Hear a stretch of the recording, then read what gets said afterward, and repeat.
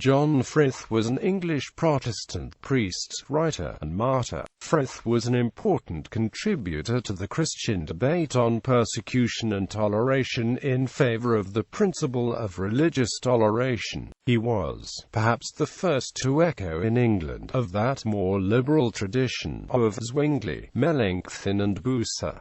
Early life and education. John Frith was born in 1503 in Westerham, Kent, England, to Richard Frith, the innkeeper of White Horse Inn. The house still stands at the gates of the Westerham parish church of St Mary the Virgin. His name is recorded in the baptism registry of St Mary's Church in 1503. Though much of the church has been renovated several times over the centuries, the original 14th-century font in which Frith was baptized is still used today. The John Frith Room was added in the 1960s as a meeting room, and there is a stone commemorative plaque in the church surrounds. The extended church choir are known as the John Frith Singers. He went to Sevenoaks Grammar School. He was further educated at Eton College before being admitted as a scholar to Queen's College, Cambridge, although he received his Bachelor of Arts degree as a member of King's. While Frith was at Cambridge, his tutor was Stephen Gardiner, who would later take part in condemning him to death. He became proficient in Latin, Greek, and mathematics. He also met Thomas Bilney, a graduate student of Trinity Hall, and began to have meetings concerning the Protestant Reformation. It may have been at one of these meetings that Frith met with William Tyndale. After graduating in 1525, Frith became a junior canon at Thomas Wolsey's Cardinal College, Oxford. While in Oxford, Frith was imprisoned, along with 9 others, in a cellar where fish was stored, due to his possession of what the university's officers considered heretical books.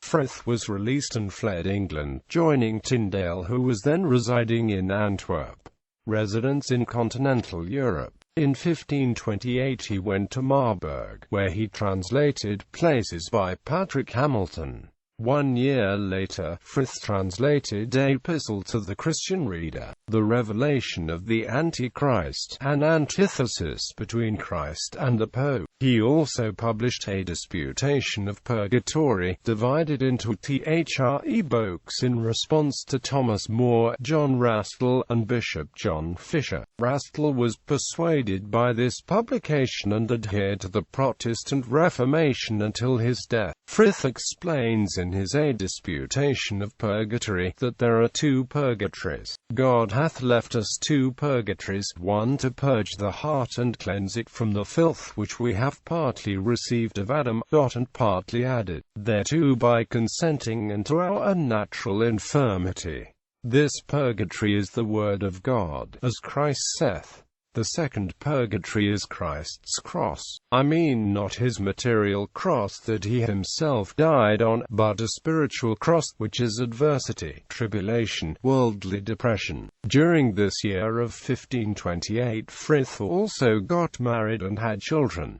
People he encountered during his life. When John Frith first began his studies at Cambridge University, he was tutored by Stephen Gardiner, who later became the Bishop of Winchester. Gardiner instilled a love of learning in the young Frith, and developed a so-called great loyalty and admiration for the youth. In later years, this loyalty toward Frith ended when Gardiner and Sir Thomas More began to criticize the church, but stopped when they realized that they were only adding fuel to the fire of the heretics. Frith was called out of Cambridge to attend Oxford University by Thomas Wolsey, who personally gathered young men who excelled in learning and knowledge. Oxford was the first place in which Frith was apprehended and committed to prison under suspicion of being in favour of Luther's doctrine. After this, Frith went to London, where he made acquaintance with William Tyndale. Tyndale had a huge influence on Frith's religious views, and the two encountered much danger for the stance on purgatory. The second time that Frith was imprisoned was when he went to see the Prior of Reading, a friend to whom he retreated when he ran out of money to live on.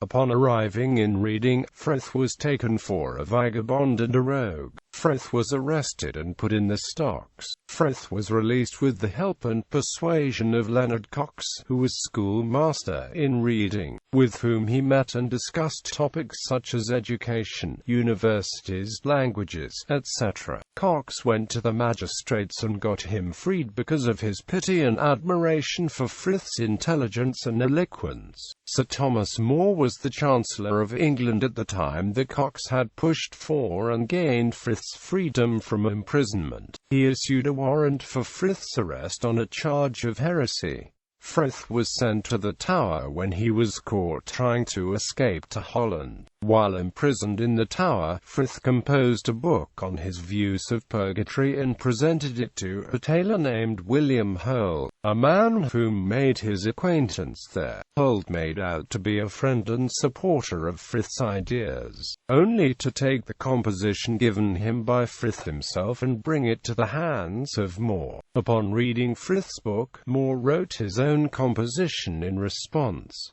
Later More would condemn Frith to death, eventually burning him at the stake, return to England and arrest.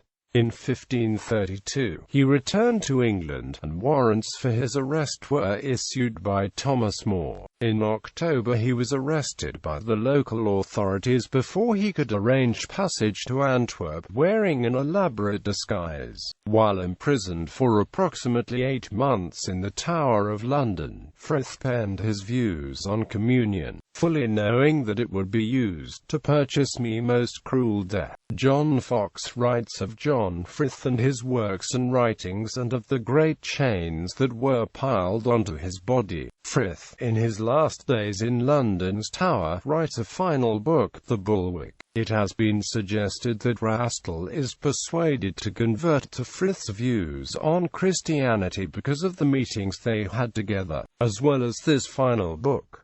Rastell was converted through Frith's final arguments in The Bulwark. The Bulwark is an impressive book in its theological content and in its style, at times relaxed, and at other times serious.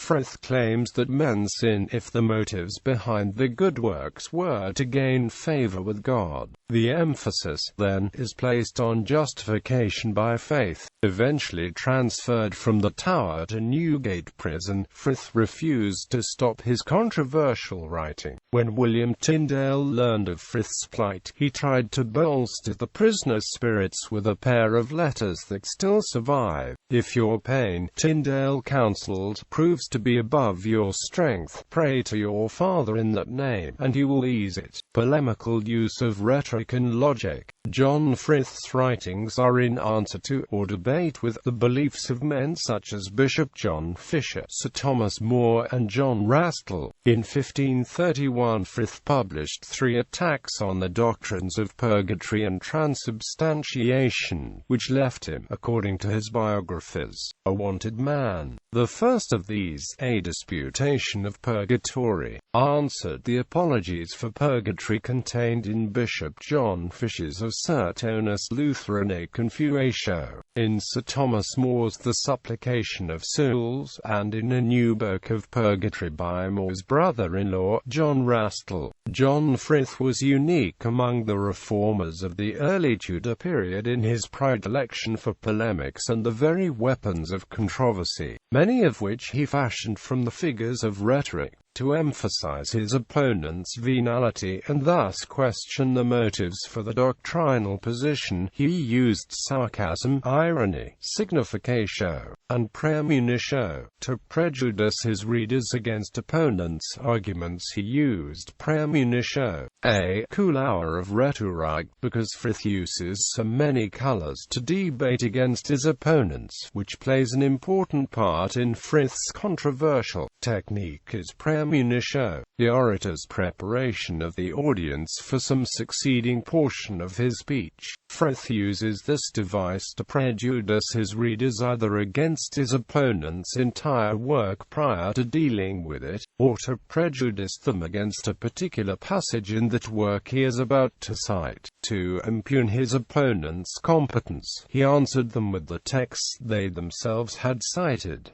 trial and death. Frith was tried before many examiners and bishops, and produced his own writings as evidence for his views that were deemed as heresy. He was sentenced to death by fire and offered a pardon if he answered positively to two questions. Do you believe in purgatory, and do you believe in transubstantiation? He replied that neither purgatory nor transubstantiation could be proven by Holy Scriptures, and thus was condemned as a heretic and was transferred to the secular arm for his execution on the 23rd of June 1533.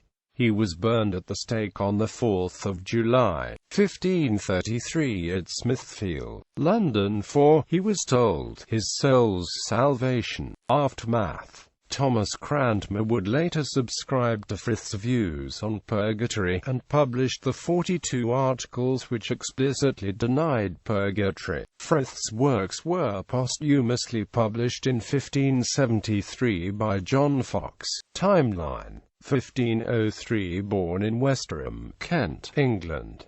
1510 Frith and family moved to Sevenoaks. 1520–22 recorded to have attended Eton College. 1522 enrolled at Queen's College, Cambridge. 1523 transferred over to King's College, Cambridge. 1525–28 transferred to Thomas Wolsey's Cardinal College, Oxford to become a junior canon. 1528 imprisoned at Cardinal College in the institution's fish cellar by Cardinal Wolsey. 1528 roughly 6 months later, Cardinal Wolsey released surviving fish cellar prisoners on the paroling condition of residing within a 10-mile radius around Oxford. 1528 fled England for Antwerp. 1528 travelled to Marburg, Germany. 1532 returned to England and was imprisoned in the Tower of London for approximately 8 months. The 23rd of June 1533 sentenced to death as a heretic and was transferred to Newgate Prison. The 4th of July 1533 publicly burned at the stake in Smithfield, London. Bibliography. John Frith, Forging the English Reformation by Herbert Samworth. John Frith, His Final Year. John Frith and the Claims of Truth.